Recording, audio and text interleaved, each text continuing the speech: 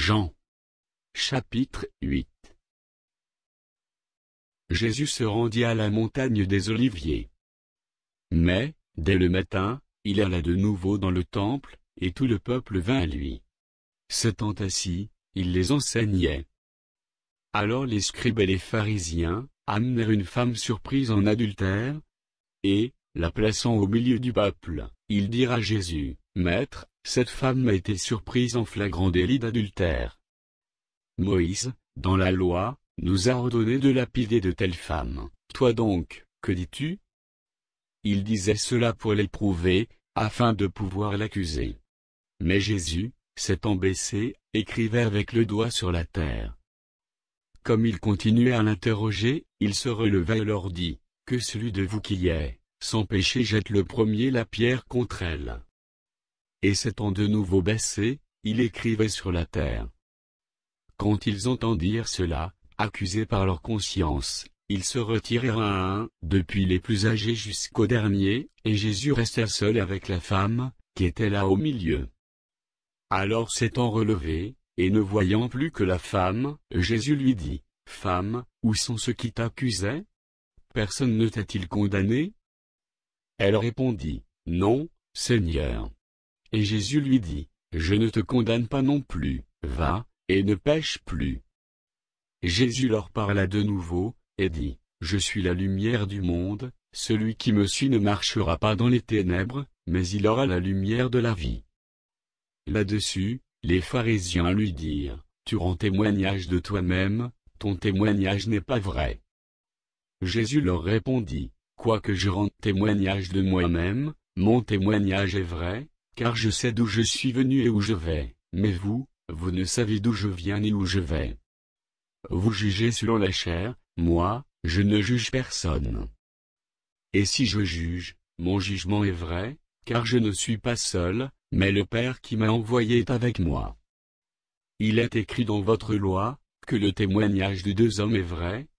Je rends témoignage de moi-même, et le Père qui m'a envoyé rend témoignage de moi. » Ils lui dirent donc, « Où est ton Père ?» Jésus répondit, « Vous ne connaissez ni moi, ni mon Père. Si vous me connaissiez, vous connaîtriez aussi mon Père. » Jésus dit ces paroles, enseignant dans le temple, au lieu où était le trésor, et personne ne le saisit, parce que son heure n'était pas encore venue.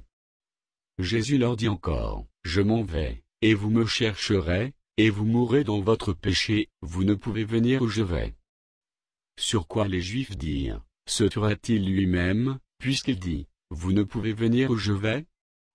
Et il leur dit, « Vous êtes d'en bas, moi, je suis d'en haut.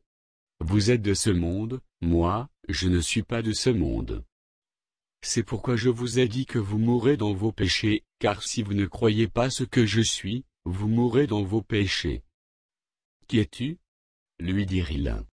Jésus leur répondit, « Ce que je vous dis dès le commencement. J'ai beaucoup de choses à dire de vous et à juger en vous, mais celui qui m'a envoyé est vrai, et ce que j'ai entendu de lui, je le dis au monde. » Ils ne comprirent point qu'il leur parlait du Père. Jésus donc leur dit, « Quand vous aurez élevé le Fils de l'homme, alors vous connaîtrez ce que je suis, et que je ne fais rien de moi-même, mais que je parle selon ce que le Père m'a enseigné. Celui qui m'a envoyé est avec moi, il ne m'a pas laissé seul, parce que je fais toujours ce qui lui est agréable. » Comme Jésus parlait ainsi, plusieurs crurent en lui. Et il dit aux Juifs qui avaient cru en lui, « Si vous demeurez dans ma parole, vous êtes vraiment mes disciples.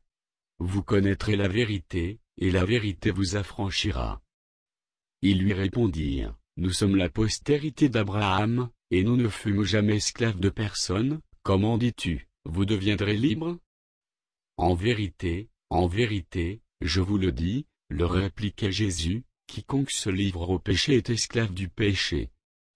Or, l'esclave ne demeure pas toujours dans la maison, le Fils y demeure toujours. Si donc le Fils vous affranchit, vous serez réellement libres. Je sais que vous êtes la postérité d'Abraham, mais vous cherchez à me faire mourir, parce que ma parole ne pénètre pas en vous. Je dis ce que j'ai vu chez mon Père, et vous, vous faites ce que vous avez entendu de la part de votre Père. » Ils lui répondirent, « notre père, c'est Abraham. Jésus leur dit, si vous étiez enfants d'Abraham, vous feriez les œuvres d'Abraham. Mais maintenant vous cherchez à me faire mourir, moi qui vous ai dit la vérité, que j'ai entendue de Dieu. Cela, Abraham ne l'a point fait. Vous faites les œuvres de votre père. Ils lui dirent, nous ne sommes pas des enfants illégitimes, nous avons un seul Père, Dieu. Jésus leur dit, si Dieu était votre Père, vous m'aimeriez, car c'est de Dieu que je suis sorti et que je viens, je ne suis pas venu de moi-même, mais celui qui m'a envoyé. Pourquoi ne comprenez-vous pas mon langage? Parce que vous ne pouvez écouter ma parole. Vous avez pour père le diable, et vous voulez accomplir les désirs de votre père. Il a été meurtrier dès le commencement, et il ne se tient pas dans la vérité, parce qu'il n'y a pas de vérité en lui. Lorsqu'il profère le mensonge, il parle de son propre fond, car il est menteur et le père du mensonge. Et moi, parce que je dis la vérité, vous ne me croyez pas. Qui de vous me convaincra de péché? Si je dis la vérité, pourquoi ne me croyez-vous pas? Celui qui est de Dieu, écoute les paroles de Dieu, vous n'écoutez pas, parce que vous n'êtes pas de Dieu. Les Juifs lui répondirent, n'avons-nous pas raison de dire que tu es un Samaritain, et que tu es un démon?